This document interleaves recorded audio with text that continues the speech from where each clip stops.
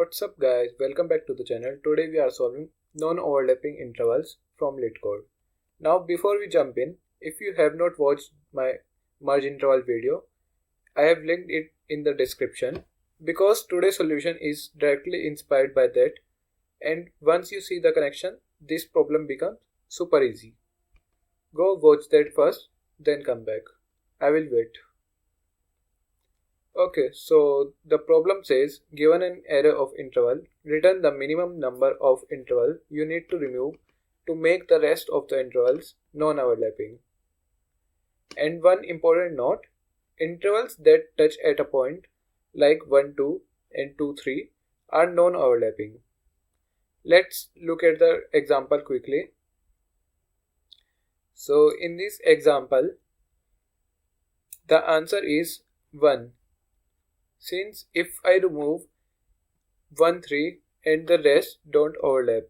In example 2, as you can see, all 3 pairs are identical, so we can remove 2 pairs from the 3 identical intervals. And in the example 3, 1, 2, 2, 3, answer is 0 because already non-overlapping, as 2 is equal to the 2. Now here is the key insight. Before we code, minimizing removal is the same as maximizing the number of intervals we keep. So the question becomes, which intervals do we keep? This is where merge interval come in. In merge interval, when 2 intervals overlap, we merge them. But here we cannot. We have to remove one. So which one do we remove? Let's say we have 1, 3 and 2, 4 overlapping. We remove one. Which one do we keep? We keep 1, 3, the one with the smaller endpoint. Why? Because a smaller endpoint leaves more room for future intervals. It causes fewer conflicts down the line.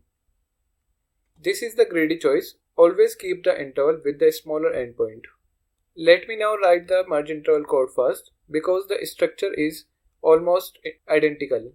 So I have written the program. Now look at what changes for our problem. Change 1. Instead of taking max on overlap, we take min because we want to keep the smaller endpoint. Change number 2. Instead of tracking a result array, we just track temp. We take temp variable and the last kept endpoint, that's all we ever use anyway. And we take a variable as count equal to 0 and we increment a count whenever overlap is detected. That's one interval removed. So we increment the count. Change 4. The overlap condition is strict, not greater than equal to, because touching at a point is not overlapping, so remove equal. As you can see in the merge interval code that we are only using the first interval. Here first interval, and here we push ith element of interval so that we can check result.back I. That means the last element of result to the first index. So we simply remove this line and then we will take a variable temp as I have taken here, and we store the intervals of 0, 1 since we only need first index. So here we replace this with temp and here we will store in the temp. Here also we compare the temp and at last we will do temp.pushback and no, and here we will do temp equal to intervals of I1. And we will remove this code also, and in the last we simply return count. That will be our answer. So let's run this code. Okay, so we will initialize n as interval. So the final code looks like this: clean, simple, and elegant. Let's quickly dry run on example 1. After sort, let's quickly dry run on example 1. So I will copy paste.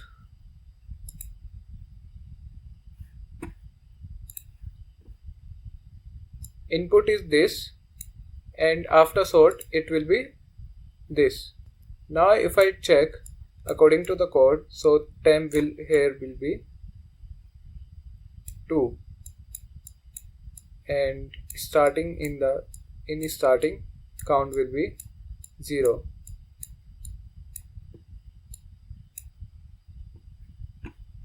And when I equal to 1,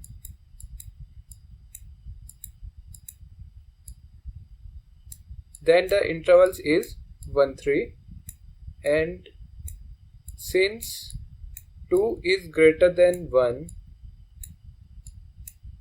this means overlap, and the temp of minimum equal to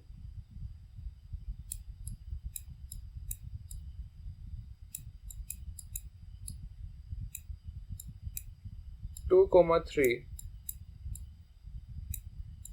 that will be 2, and count will be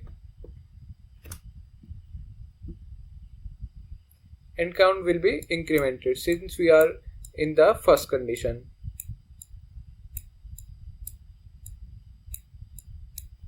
I have added the screenshot here so that you can easily understand step by step. Now let's take I is equal to 2. So now our intervals will be 2, 3, as you can see from here, 0, 1, 2, so 2, 3. And now if I check in the first condition, that will be temp of intervals I 0, so temp will be 2, and interval of I 0, since this is the I, so 0 will be this, so 2 is greater than 2, and this is no, so temp will be updated from this condition, and it will be, now the temp will be 3.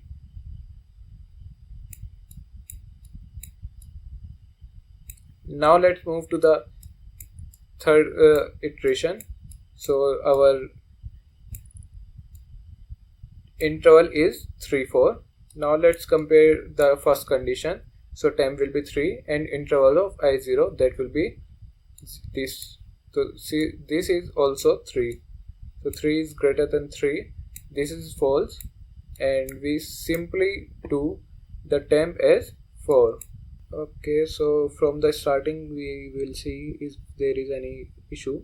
Okay, so this here will be 1, because when we do temp min 2 3, so in this condition fall, and count will be plus plus, so count will be 1, and in the last, like for loop ends, so now we will return the count, that will be 1, so answer is 1, as you can see in the output of here also.